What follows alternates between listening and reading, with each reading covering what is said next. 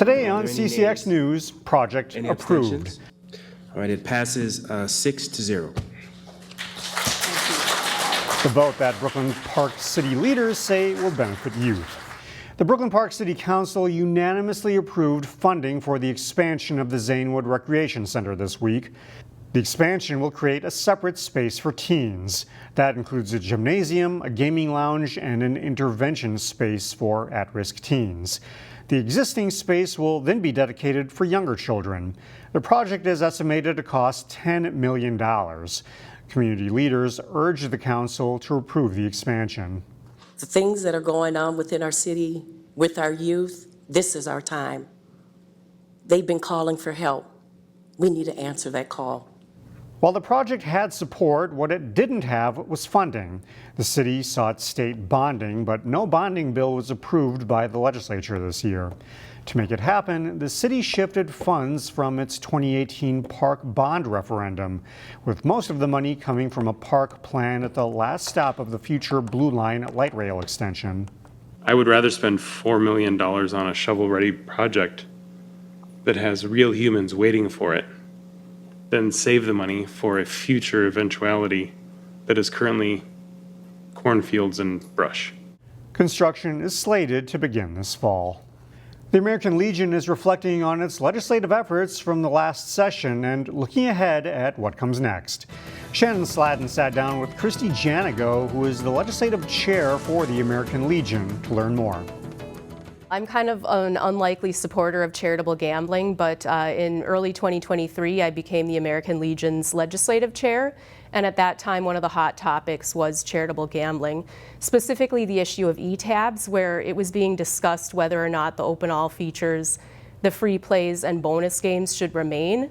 The narrative kind of was that these features made our e-tabs look too much like slot machines, which competed directly with the larger gambling operations in this state. So eventually that did pass, and those features are set to be taken off the market at the beginning of 2025.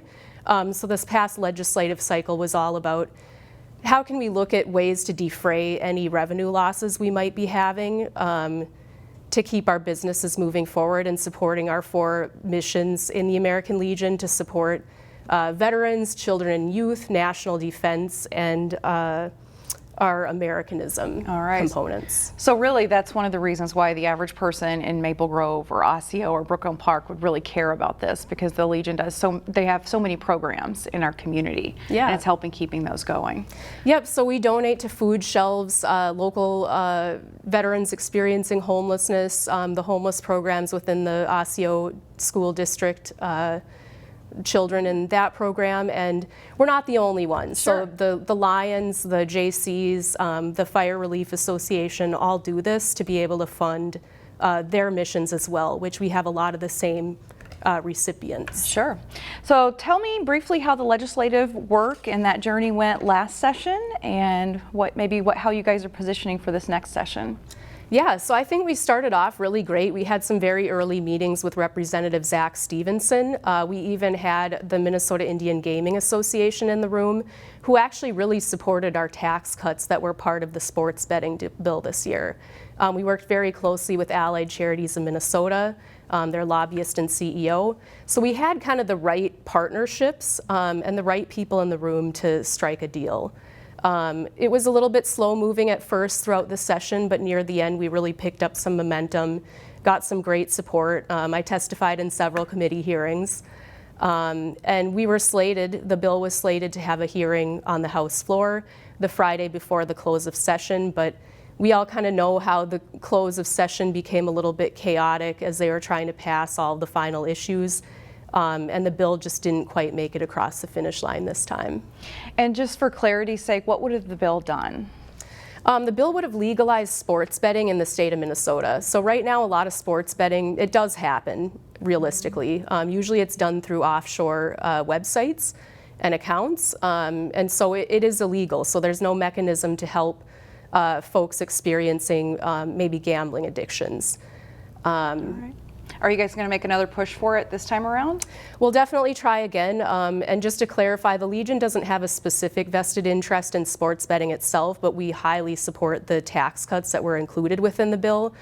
So this is a fully funded tax cut. The state revenues generated from legal sports betting would be able to fully fund this tax cut of around $40 million a year back to Minnesota charitable gambling operations. All right, might be a little bit complicated for folks watching. Is there a place that they can go to learn more information on this? Yep, they can visit the American Legion website, mnlegion.org, and there is a legislative tab there that has our state platform for the Legion, and then also the Commander's Task Force platform for those who are interested in learning more. Lots of information. We'll be following to see how it goes. Christy Janigo, thank you very much for being here. I know we know you through the Maple Grove Osseo American Legion, but your title is American Legion Department of Minnesota Legislative Chair. A lot of work there. That's right. Thanks for being here. Thank you. Finally, this segment, something unique is in the works for Maple Grove, what's billed as the world's first indoor slide park. Slick City Indoor Slide Park announced it's planning to open in the fountains at Arbor Lake's shopping area. The park uses proprietary slides and considers itself a waterless water park. The company currently has 4 U.S. locations, but this would be the first in Minnesota. The company also says it's designed for all ages, saying nearly 20% of its revenue comes from customers over the age of 18. The attraction is currently set to open next spring.